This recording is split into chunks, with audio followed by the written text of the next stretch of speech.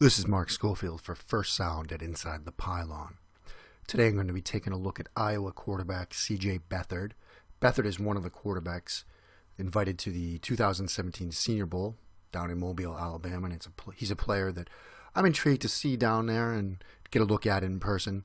Beathard, a 2-year starter at the University of Iowa, put up some pretty good numbers for the Hawkeyes last year as they made their magical run to the Big Ten championship game where they eventually fell to Michigan State.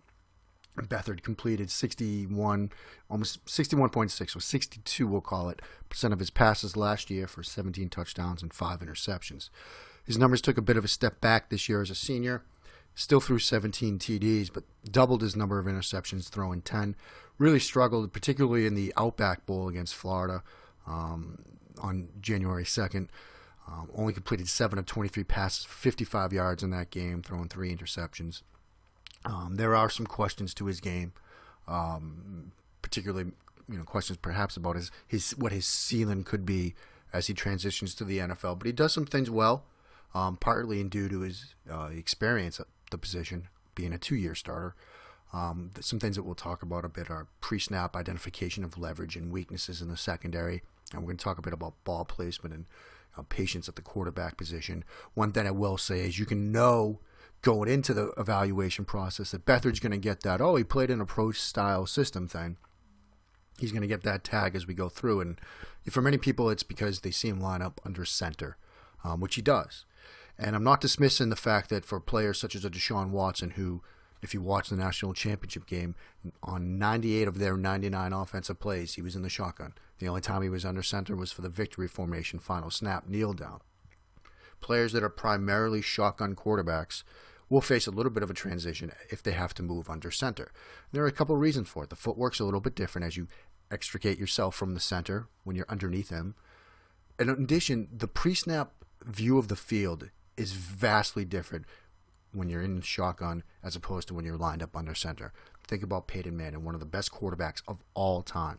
Preferred to be in the shotgun because you have a better view of the entirety of the secondary, particularly on the outside.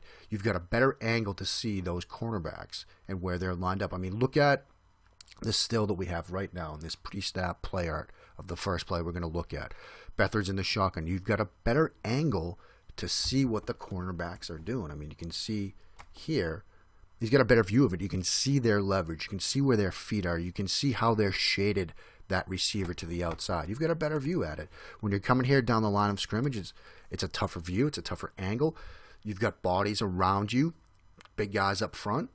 It might be tougher to see stuff like that. And so you might miss a corner blitz, or you might miss, how the cornerback is shaded your receiver. And so being in the shotgun definitely has advantages when it comes to your viewpoint of the defense. And so, players like Watson, Mahomes, as they go through their process and transition to the NFL, they're going to have to get adjusted to that different angle when they're asked to go under center and use different footwork. And so, there's an aspect to that should be considered. But when people talk about what a pro offense is, it's really the schemes that are used. And when you watch a guy like Beathard and then watch guys like Mahomes, you see some similar concepts. I mean, right here we've got a Mills concept dialed up with this dig route and the post route. I mean, that's something that you're going to see guys like Watson run. You'll see Mahomes with, shallow cross and stuff like that, where, there might be a little bit of window dressing to it, but it's similar sorts of stuff. And so when you hear the pro style tag with Beathard, I mean,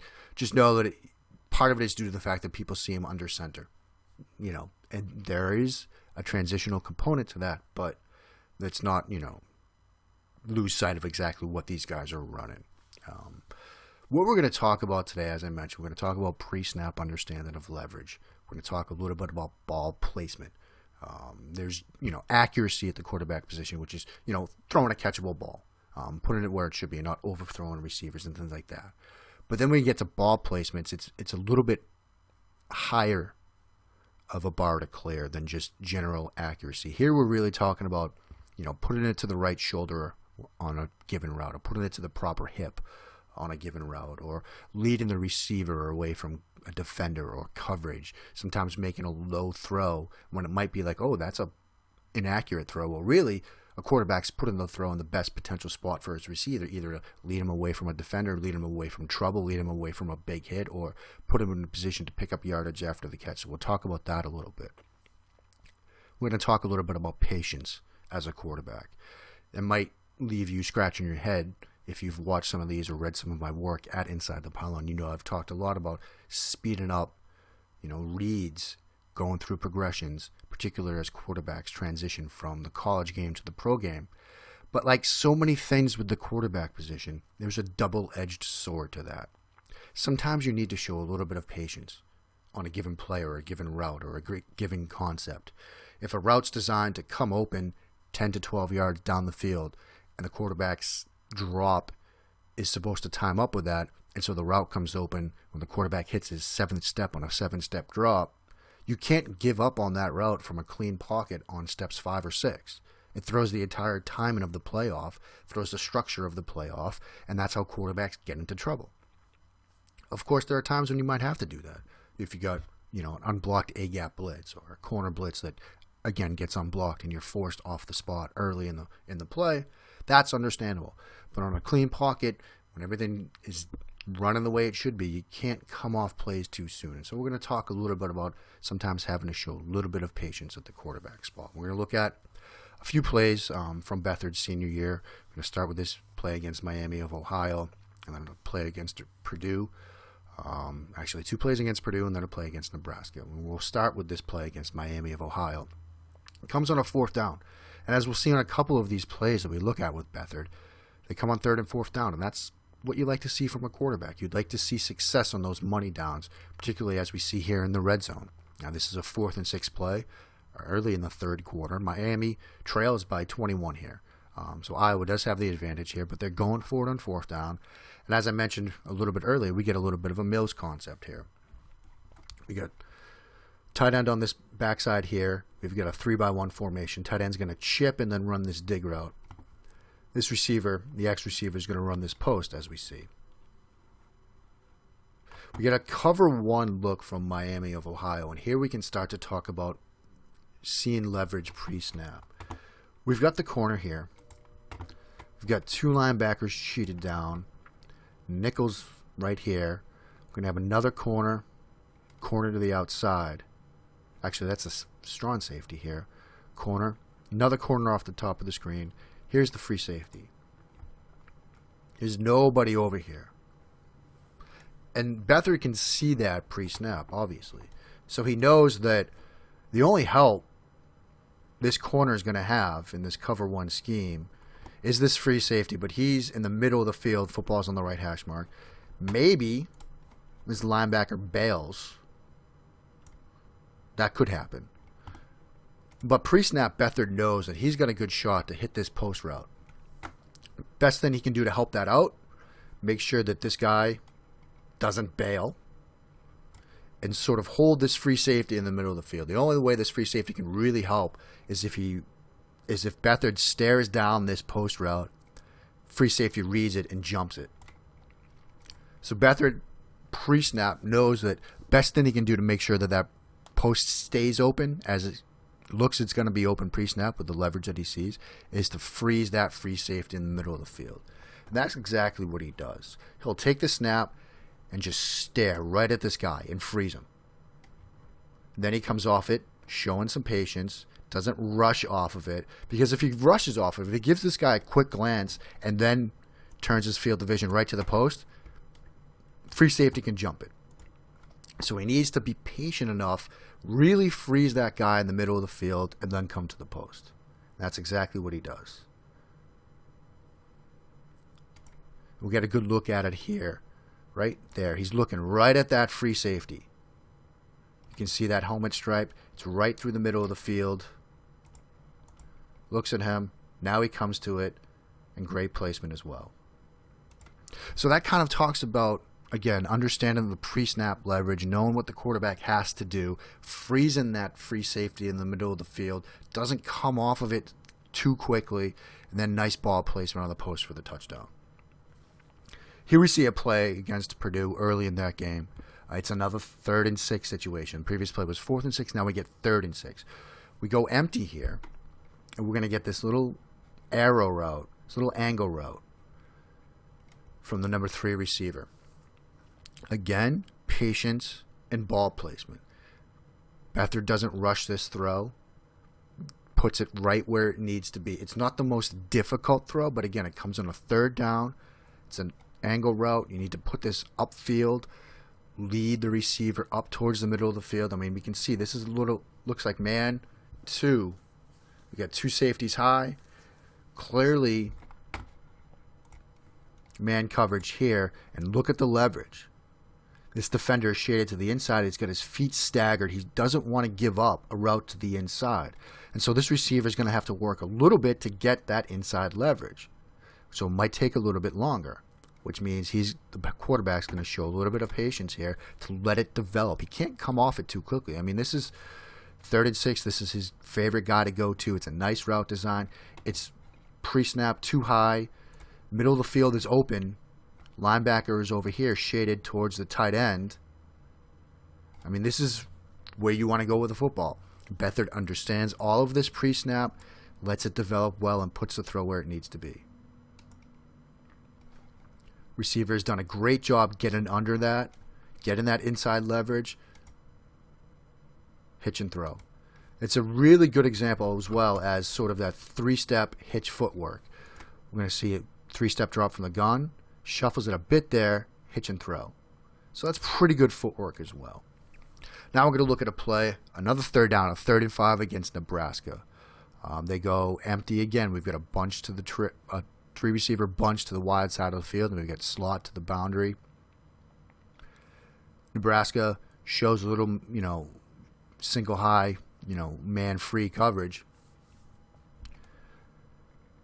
Beathard's going to throw to the inside guy, again, his favorite receiver, on this little out route. I've terminated an out route. I'm not sure if it's an out or an option. I'm guessing it's an out route given the rest of the route structure with a shallow and a dig. It's just this receiver using a lot of footsteps here before breaking to the outside. So I don't think it's an out route again. I don't think it's an option route, excuse me. I really think it's an out route given the route structure, but it takes a little bit to develop where we see some of that patience where Beathard's got to make sure that, again, he's coming to the outside. Again, we see the leverage issue. That's the defender that's going to be covering that route to the outside. Look at his feet, staggered, hips sort of open towards the sideline. He's trying to take away the inside route. He's giving up a route to the outside, basically. Beathard sees that. He understands it pre-snap, so he knows he should have a pretty good shot to make this play here to the outside. Decent footwork here. He's looking right at that out route. Pretty good 3-step drop. Again, we see the leverage issue. That defender is taking away the inside. We saw the shallow route. We get the dig route coming open, but this is where Beathard wants to go with the football. Times it up pretty well. Yeah, you've got what you want. You've got your money receiver on 3rd down, breaking open. Beathard makes a nice, strong throw here. Very accurate throw. I mean, that's right where it needs to be. When you talk about ball placement, that's the outside shoulder, leading him away from the defender, sort of taking him upfield. It's timed up very well as well. When you look at the timing of this play, step, hit, throw, comes onto the receiver even before the numbers. And with the route structure, you've got the dig route to the inside, you've got that shallow route. There's nobody out here. So this is a chance for a big play. And Beathard does a good job with his ball placement of putting it right where it needs to be before the numbers, right to that right outside shoulder, so this receiver can tuck it and get upfield, even get more after the catch. Unfortunately, he drops it. But that's great ball placement from Beathard, and it's a little bit of a, again, good understanding of the leverage that he sees from the defender pre-snap, knowing where the soft spot in the coverage is going to be, taking advantage of that, and then making a nice, accurate, well-placed throw to put his receiver in the best position, not only to make the initial catch, but to turn upfield for more yardage. They don't convert, but Beathard does his job. Finally, we'll look at a play from a little bit later in the game against Nebraska. Here we got Beathard under center for the first time. And we're going to get sort of your standard boot action. You can see this on Sundays. A lot of teams do stuff like this. Atlanta does a lot of this with Matt Ryan. Atlanta loves to do it out of their 13 personnel package, which is fascinating to see. Here we got Beathard on our center. He'll fake the outside, run play, and boot back to the right. Get vertical route from the outside, sort of the over route from the backside tight end. And then slot receiver is going to run the out. Again, look at the secondary. Look at what Beathard has to process pre-snap. 2 high safeties. We got cornerback down here. The other corner in press. Got 3 linebackers here. Now looking at that linebacker, as well as the safety, Beathard knows in sort of any cover 2 based 2 high system, cover 2, cover 4, this corner, unless they play straight cover 2, if it's, 2 man under or cover 4, he's going to run with that vertical route. Meaning this safety is going to have to jump down on this out route with this guy getting some width as well. Now if they play, palms, if they try to switch this where he comes this way, or if it's, straight cover 2 where he's not going to get depth, then maybe you have a shot on the vertical route in the honey hole. But Beathard's going to have to confirm that quickly as he comes out of the play action fake.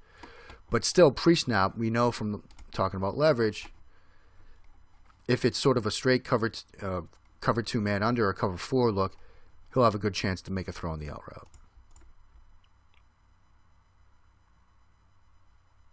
So let's go right here. One thing I don't like about this play, he really sort of bails on the fake. He doesn't really show the ball. It's a minor thing, but, something to look for as you do your own study of Beathard. Like, carrying out fakes, it can matter in a game. It can matter on a play. So, you like to see the guy at least show the ball here. Beathard just kind of runs by the running back. Nitpicky thing, I know, but, nitpicky things sometimes matter. But now Beathard's coming out of the fake. Now he's getting his eyes upfield to make sure he knows what's going on with the coverage. And what does he see? First he checks that vertical route. Cornerback has his back to him. That tells him one thing. He's running with that vertical route. And so now he knows he should quickly come off of that because he's probably going to get, cover 2 man under look. There's the safety, play side, and there's that play side linebacker as well. That out route, really good chance here to make a play. Again, leverage, knowing where the weak spot now is in the secondary. So Beathard sees that. Good accurate throw before the safety can get there. And because of the timing of it, again, leverage. Ball's out pretty quickly here as he makes his turn. Free safety doesn't have a great chance to jump this, and he gets there a step late. And because of the angle he takes and the timing of the throw from Beathard, he misses the tackle. Receiver gets a chance to get upfield. Again, ball placement as well, a crucial component to that. And so that's kind of a look at some of the things that Beathard does well and some of the things that I like about his game. I still kind of look at Beathard as a guy that you're looking at maybe late day 2, early day 3, sort of in that area, a guy that will need some refinement to his game, might not have sort of the higher ceiling, might not have the upside that a lot of the other quarterbacks in this class do, but he's certainly a guy that you can take, in that, late day 2, day 3 area, maybe get onto your roster and develop a bit and see what you can work with going forward. I'm excited to see him down in Mobile and get a chance to look at him some more. But I definitely think that he's a guy to watch going forward. Thanks for watching this edition of First Sound. I'm Mark Schofield from Inside the Pylon. Please check back to InsideThePylon.com. We're adding new stuff each day as we get ready for draft season. All our guys are excited to cover the draft and bring you the best coverage we can up to and including the 2017 NFL Draft.